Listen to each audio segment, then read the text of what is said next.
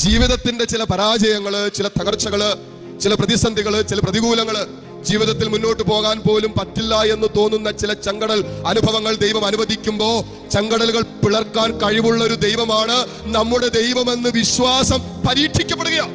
ഇത് വിശ്വാസം പരിശോധിക്കുന്ന സമയം എന്ന് പറഞ്ഞാൽ ദൈവം എല്ലാ നിമിഷവും ഒരു വിശ്വാസിയെ പരിശോധിച്ചു കൊണ്ടിരിക്കും. അതിനെ പറയുന്നില്ല, അവൻ ഹൃദയം പരിശോധിക്കുന്നവനാണ്.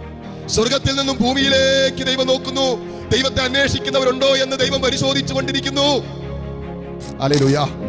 ഇങ്ങനെ ഒരു പരിശോധന ജീവിതത്തിൽ ദൈവം അനുവദിച്ചുകൊണ്ടിരിക്കുക. പരിശോധനകൾ ഉണ്ടാകും, പ്രലോഭനങ്ങൾ ഉണ്ടാകും, സഹനങ്ങൾ ഉണ്ടാകും. ഇതൊക്കെ പരിശോധനകളാണ്.